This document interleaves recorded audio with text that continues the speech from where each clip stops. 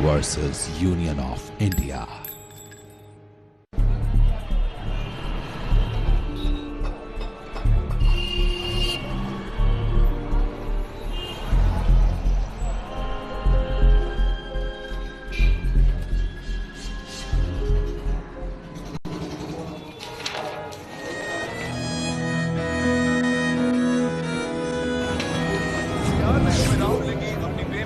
कोई और काम नहीं तो यही बैठ के बना लो भाई। आतंक के साए में मौत का तमाशा। मुजफ्फर हमारे साथ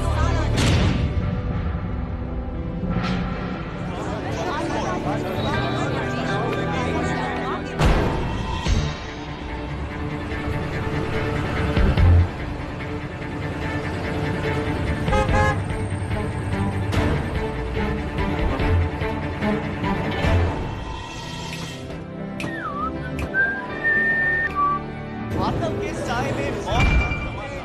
पार्लियामेंट में आतंकी हमला। ओ पाजी, और ये देखो क्या न्यूज आ रही है, पार्लियामेंट में आतंकी हमला। हमला?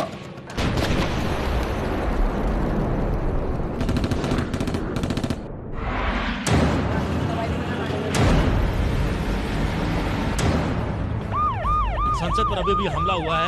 आप देख रहे हैं लगातार फायरिंग कर रहे हैं, गोलियां चला रहे हैं और दोनों तरफ से जो है गोलियां चलनी सुनाई दे रही है।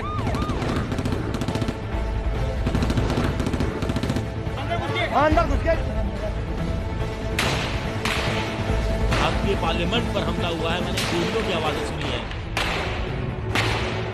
लगातार बम धमाके हो रहे हैं, चारों तरफ से बम धमाकों की आवाजें सुनाई दे रही हैं। धुआं उठता दिखाई दे रहा है। कार में आतंकी बैठे थे, हॉल के अंदर के वो बंद कर दिए गए हैं। आतंकी हमला है। ये बहुत बड़ा आतंकी हमला है।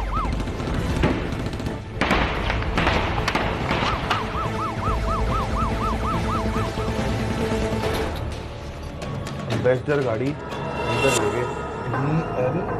DL3CJ 1527। अपनी बच्ची गड्डी है। हाँ यार, ये तो हमारी गाड़ी है।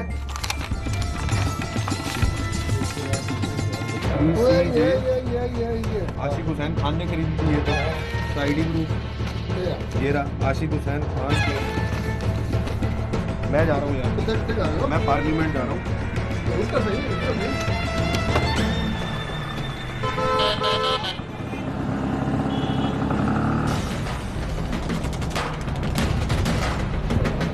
हाँ जी हाँ जी सर, मेरी बात सुनिए सर। मेरे यहाँ से सर, मैं कार्ड में हमारी मेरे यहाँ से गाड़ी खरीदी है सर। ये देखिए, ये उसकी डिटेल है सर। कौन सी गाड़ी, कैसी गाड़ी सर? ये व्हाइट कलर की गाड़ी जो भी टैग हुआ है वो इस गाड़ी में हुआ है। ये गाड़ी तुमने बेची है सर? ये मेरे यहाँ से। क्या नाम क्या था? पाल सिंह मेरा नाम है सर। ये देखिए सर, ये पूरी डिटेल है सर। इस बंदे ने खरीदी है। तुम्हारा इसके साथ ताल्लुक क्या था? मेरा कोई हाथ नहीं है सर इसमें।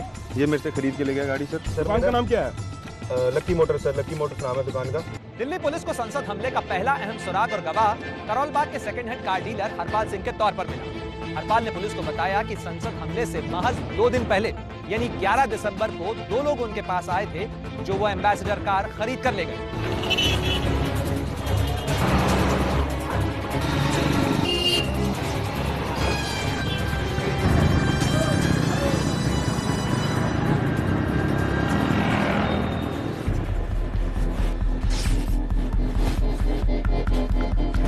आओ जी आओ जी। और जी क्या सेवा करेगी आपकी? बस जी मेहरबानी जी। आशिक हुसैन खान, आपसे फोन पे बात हुई थी ना, व्हाइट कलर की एम्बेसडर चाहिए हमें। हाँ जी हाँ जी हाँ जी हाँ जी। गाड़ी रेडी है जी। पेमेंट लाए हो आप? बिल्कुल आए जी। और आई कार्ड फोटोकॉपी सब रेडी है। आई कार्ड या कोई फोटोकॉपी वो दे दो उसकी जरा। सब है।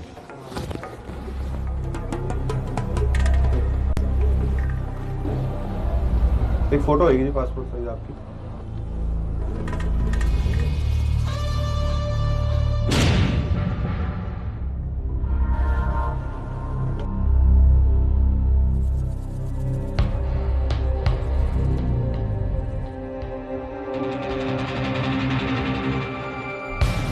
आओ जी आओ, गाड़ी दिखाता हूँ आपको जी। आओ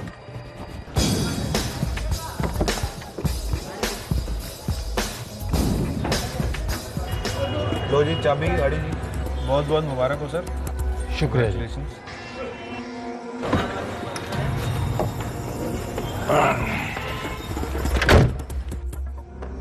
हरपाल सिंह के बयान से पुलिस को अहम सुराग तो मिले, मगर इतनी जानकारी साजिश में शामिल सभी लोगों को कानून की हथकड़ी पहनाने के लिए काफी नहीं थी। संसद हमले में मारे गए आतंकियों से बरामद मोबाइल फोन से पुलिस को कुछ जो नंबर मिले, उनसे 4 लोगों की पहचान हुई। मोहम्मद अफजल, शौकत गुरु, उसकी पत्नी नवजोत संधू उर्फ अफशा गुरु और अब्दुल रहमान गिलानी। और इनकी हिरासत में लिए जाने के साथ ही भारत के लोकतंत्र के खिलाफ गहरी साजिश का पर्दाफाश हो गया। साजिश जिसका बीज बोया गया था कश्मीर के अनंतनाग में साल 2001, महीना फरवरी।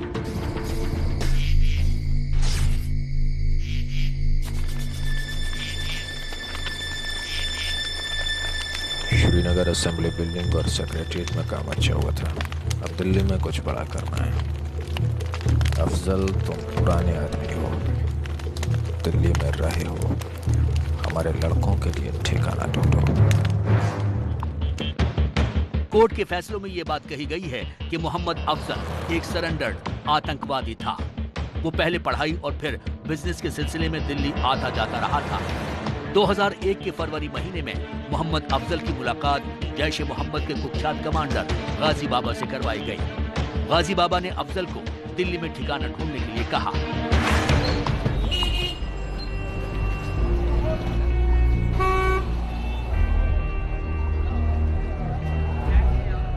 ये कृष्ण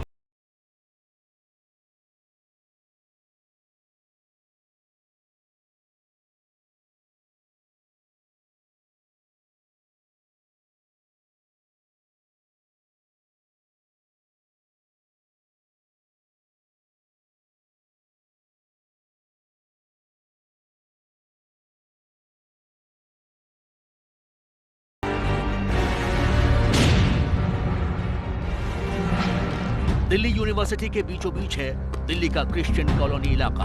बड़ी संख्या में वहां स्टूडेंट्स रहते हैं जो IAS के इम्तिहान की तैयारी करते हैं। 6 नवंबर 2001 को क्रिश्चियन कॉलोनी के मकान P41 का कमरा नंबर 5 अफजल ने 1500 रुपए किराए पर लिया। उस दौरान उसके साथ उसका कजिन शौकत भी मौजूद था। मकान मालिक प्रेमचंद ने जो कोर्ट में बयान दिया उसके मुताबिक दोनों ने 7 और 8 तारीख को सामान कमरे में रख दिया, लेकिन मकान मालिक के कमरे में रहने वाले से मुलाकात हुई 26 नवंबर 2001 को।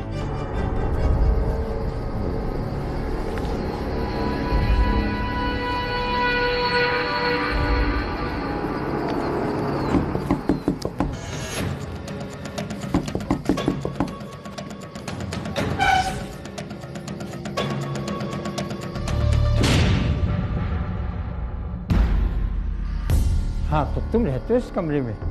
जी। क्या नाम है तुम्हारा? रोहेल अली शाह। रोहेल अली शाह। पढ़ते हो क्या? हाँ हाँ, आपने कंप्यूटर? तुम्हारा पुलिस वेरिफिकेशन नहीं हुआ है, कोई कार्ड वगैरह कुछ है?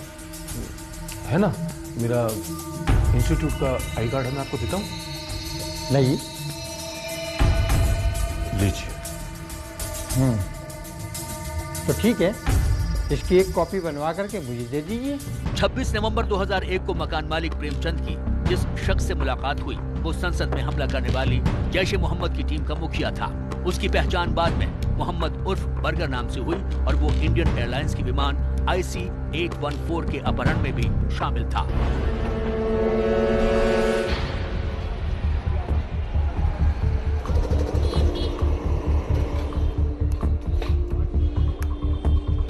बहरहाल दिल्ली यूनिवर्सिटी का क्रिश्चियन कॉलोनी इलाका ऑपरेशन पार्लियामेंट में शामिल आतंकियों का पहला ठिकाना था, लेकिन अकेला नहीं और न ही आतंकी मोहम्मद अकेला था।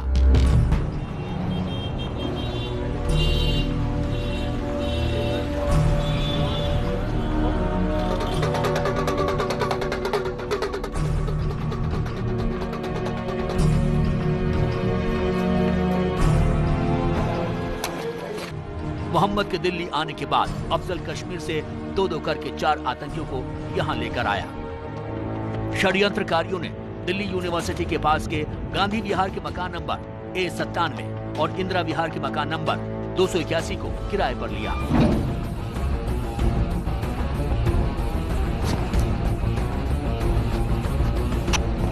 गांधी विहार के इसी मकान नंबर A97 में आतंकियों की आखिरी खेप के साथ हथियार और प्लान की रूपरेखा भी पहुंच गई।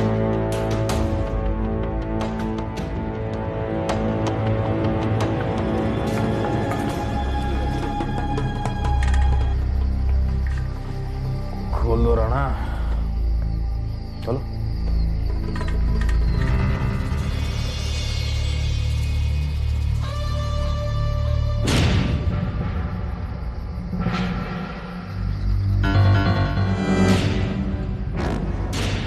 आतंकियों की आखिरी खेप के साथ ही अफजल गुरु हथियारों का जखीरा लेकर आया था।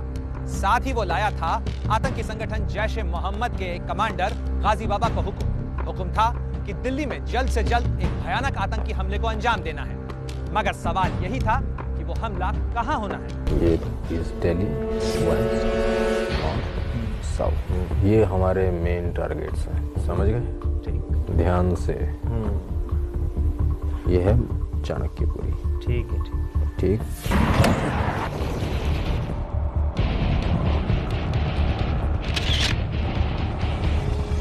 ये है इंदिरा गांधी इंटरनेशनल एयरपोर्ट।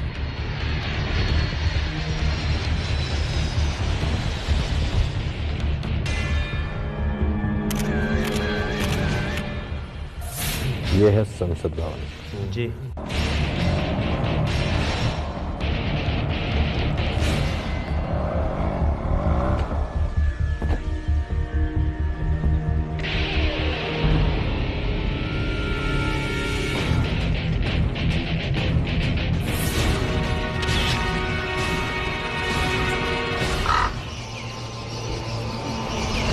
दिल्ली में भयंकर आतंकवादी हमले को अंजाम देने के लिए आतंकियों ने कई जगहों का मुआयना किया। दिल्ली विधानसभा, एयरपोर्ट, ब्रिटिश हाई कमीशन और अमेरिकी दूतावास समेत कई जगहें इसमें शामिल थी। मगर आखिर में उनकी नजर टिकी इस संसद भवन पर। 5 दिसंबर 2001 को यह तय हो चुका था कि संसद पर हमला होगा। यह हमला आत्मघाती होगा, इस बात का भी फैसला हो चुका था। मगर इस हमले को अंजाम कैसे दिया जाएगा, इसे तय करने में कुछ वक्त लगा।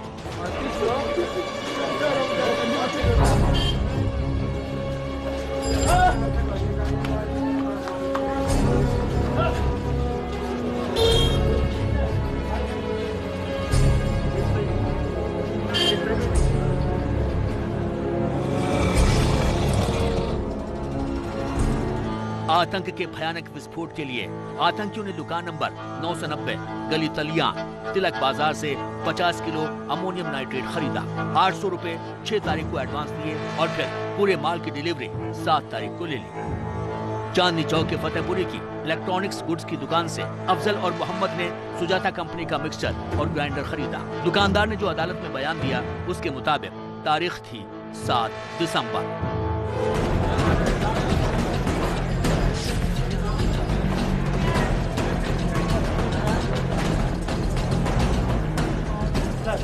दुकान नंबर 141 तिलक नगर के मालिक रमेश आडवाणी ने कोर्ट में गवाही में बताया कि 11 दिसंबर 2001 को अफजल और उसका एक और साथी 15 किलो एल्युमिनियम पाउडर उसकी दुकान से लेकर गया 240 रुपए प्रति किलो के रेट से।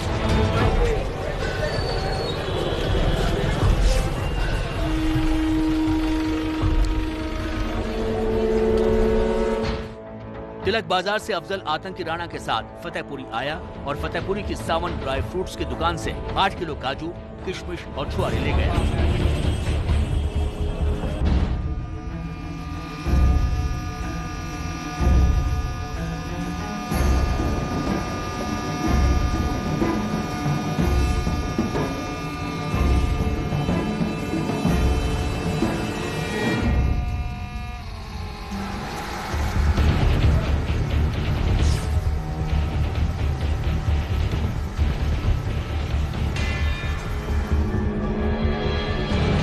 जब दिल्ली के दुकानदारों ने ammonium nitrate, silver powder, sulphur बेचा था, तब उनको अंदाजा भी नहीं था कि वो कितने खतरनाक काम के लिए इस्तेमाल होने जा रहा है। 12 से 13 दिसंबर की दरमियानी रात मोहम्मद और उसके साथी सोए नहीं। रात भर बेहद खतरनाक बम बनाने का काम करते रहे। 30 किलोग्राम के इस बम को एम्बेसडर कार में फिट कर दिया गया और बैग में हथियार भरकर सुबह होने का इंतजार करने लगे। काली सुबह के इंतजार के दौरान मोहम्मद से बरामद मोबाइल फोन 9810565284 से 5 बार पाकिस्तान और 6 बार दुबई बात की गई।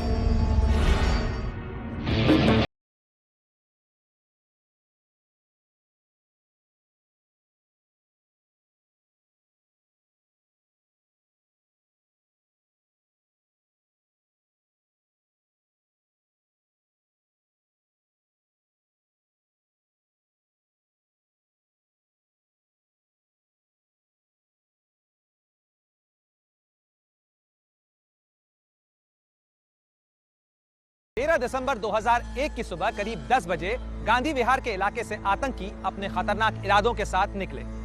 संसद भवन के लिए जब वो गाड़ी में जा रहे थे तो रास्ते में अफजल से मोबाइल पर बात कर रहे थे।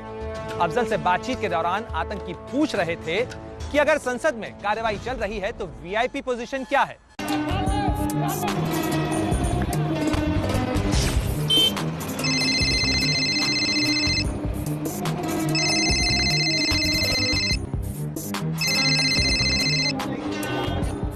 हेलो, आजादपुर मंडी में हूँ भाई। जरा टीवी देख के बताओ अंदर क्या चल रहा है। देख के बताता हूँ।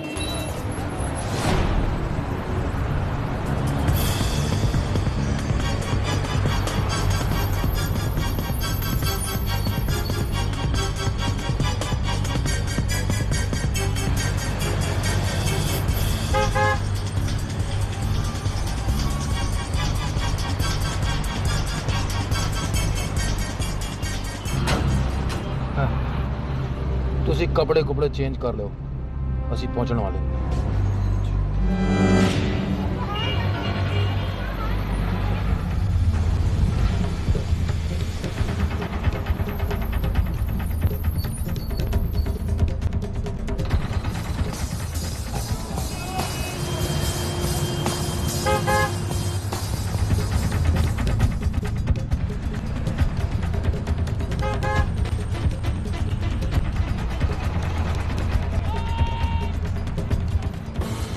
भाई साहब, टीवी चल रहा है क्या आपका? मंडी में लाइट नहीं है। लाइट नहीं है?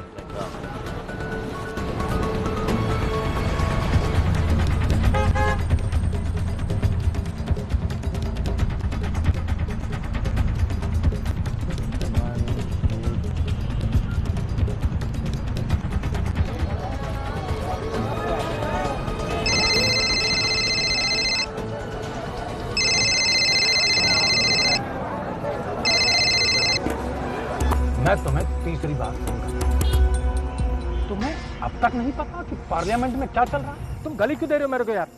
मंडी में बिजली नहीं है, टीवी कहां से देखूंगा मैं? मुमकिन नहीं है मेरे लिए।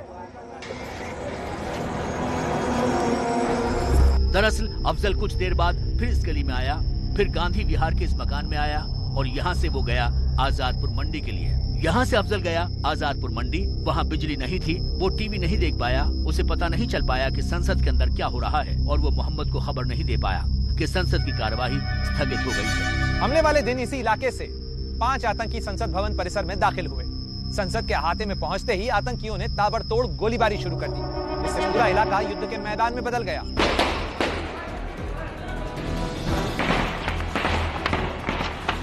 एक तरफ थे 5 हथियारबंद आतंकवादी जो संसद भवन पर कब्जा करने के इरादे से दाखिल हुए थे।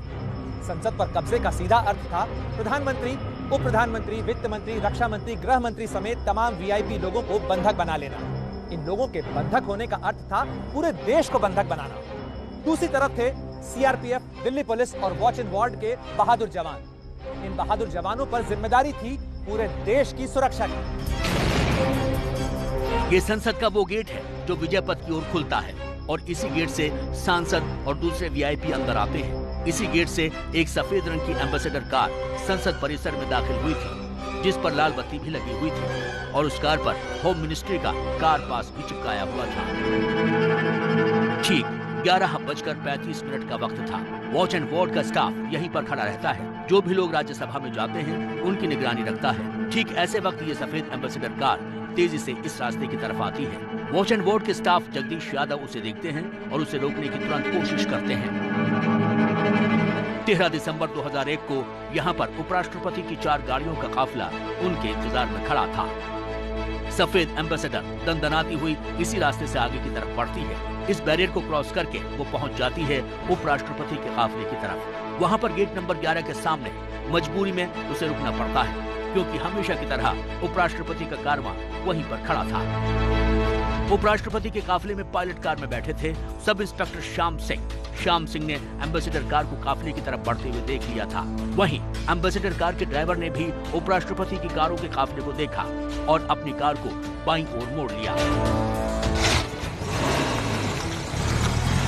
गाड़ी जैसे ही बाईं ओर मुड़ी वो रेत में फंस गई। तब तक काफिले में बैठे स्टाफ के लोगों को शक हो चुका था, लेकिन वो कुछ हरकत करते उससे पहले ही सफेद एम्बेसडर कार ने रिवर्स करते वक्त उपराष्ट्रपति की गाड़ी में ही ठोकर मार दी।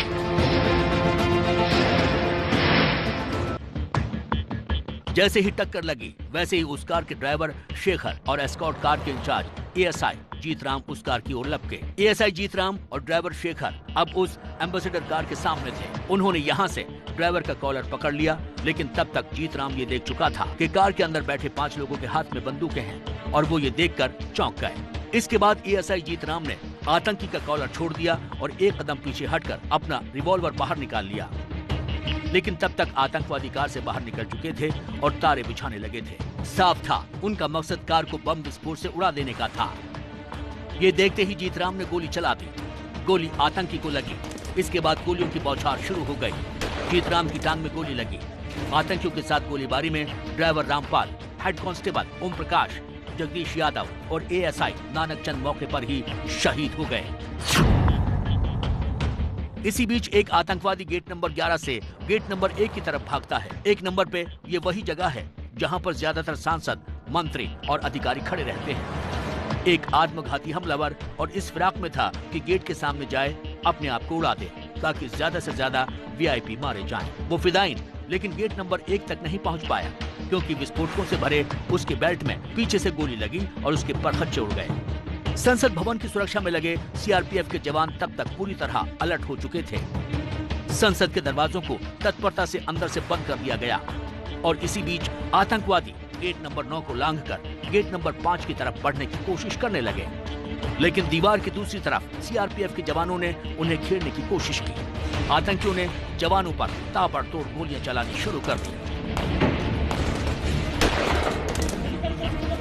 इसी बीच एक आतंकवादी हैंड ग्रेनेड फेंकता है, लेकिन तब तक घेर कर तमाम जवान 3 आतंकवादियों को मार गिराते हैं।